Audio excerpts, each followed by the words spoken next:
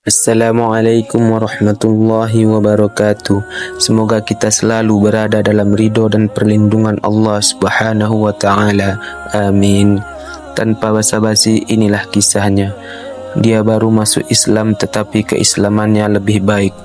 Abdul Wahid bin Zaid berkata, ketika itu kami naik perahu, lalu angin kencang berhembus menerpa perahu kami, sehingga kami terdampar di suatu pulau di tengah laut. Kami turun ke pulau itu dan mendapati seorang laki-laki sedang bersimpuh menyembah sebuah patung. Kami bertanya kepadanya, di antara kami, para penumpang perahu ini, tidak ada yang melakukan seperti yang kamu lakukan ini. Dia pun bertanya, kalau demikian, siapa yang kalian sembah? Kami menjawab, kami menyembah Allah. Dia bertanya, siapakah Allah itu? Kami menjawab, Zat yang memiliki istana di langit dan kekuasaan di muka bumi. Dia pun bertanya, bagaimana kamu bisa mengetahui hal itu? Kami menjawab, Zat tersebut mengutus seorang Rasul kepada kami dengan membawa mukjizat yang jelas. Maka Rasul itulah yang menerangkan kepada kami mengenai hal itu. Dia bertanya, lalu apa yang dia lakukan terhadap Rasul kalian itu?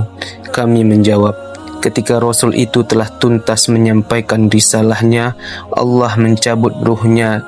Kini utusan itu telah meninggal. Dia pun bertanya, apakah dia tidak meninggalkan sesuatu tanda kepada kalian? Kami menjawab, dia meninggalkan kitab suci Allah untuk kami. Dia berkata, coba kalian perlihatkan kitab suci itu kepadaku. Kemudian kami memberikan mushaf Al-Quran kepadanya.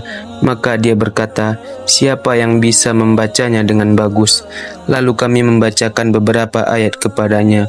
Maka tiba-tiba ia pun menangis dan berkata, tidak pantas zat yang memiliki firman ini didurhakai. Kemudian ia pun memeluk Islam dan menjadi seorang muslim yang baik. Selanjutnya dia meminta kami agar diizinkan ikut serta dalam perahu. Kami pun menyetujuinya lalu mengajarkannya beberapa surat Al-Quran.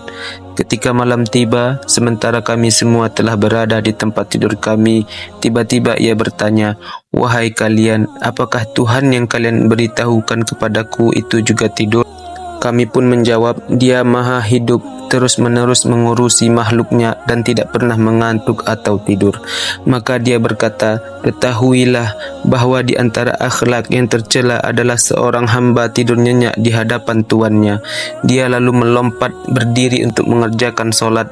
Demikianlah kemudian dia terus solat sambil menangis hingga tiba waktu subuh. Ketika sampai di daerah Abadan, aku berkata kepada kawan-kawanku, laki-laki ini orang asing, dia baru saja memeluk Islam, sudah sepatutnya kita membantunya. Maka mereka pun mengumpulkan beberapa barang untuk diberikan kepadanya. Lalu kami menyerahkan bantuan itu kepadanya. Seketika saja dia bertanya, apa ini? Kami menjawab, sekedar infak kami berikan ini kepadamu. Dia berkata, Subhanallah, kalian telah menunjukkan kepadaku suatu jalan yang kalian sendiri belum mengerti.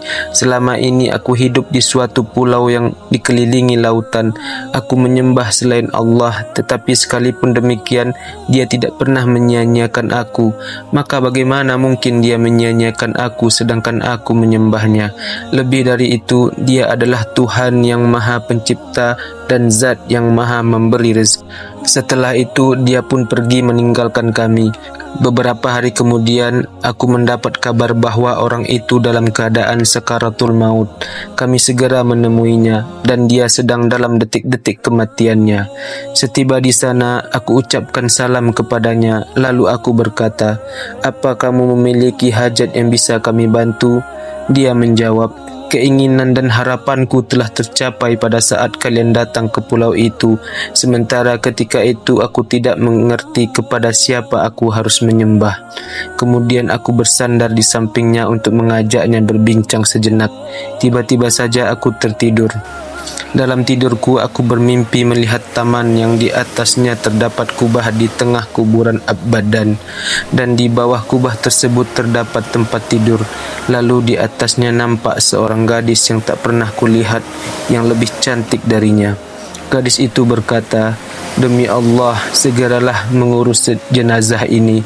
Aku sangat rindu kepadanya. Maka aku terbangun dan aku mendapati orang tersebut telah meninggal dunia. Aku pun memandikan dan mengkafaninya. Pada malam harinya saat aku tidur, aku memimpikannya lagi. Aku lihat dia sangat berbahagia, didampingi seorang gadis di atas tempat tidur di bawah kubah sambil menyenandungkan firman Allah yang artinya, keselamatan bagi kalian karena kesabaran kalian. Maka alangkah baiknya tempat kesudahan itu. Quran Surat Ar-Ra'd ayat 24. Subhanallah, segala puji bagi Allah yang menghendaki orang-orang yang dikehendakinya. Semoga bisa diambil ibrah atau pelajaran dari kisah di atas. Assalamualaikum warahmatullahi wabarakatuh.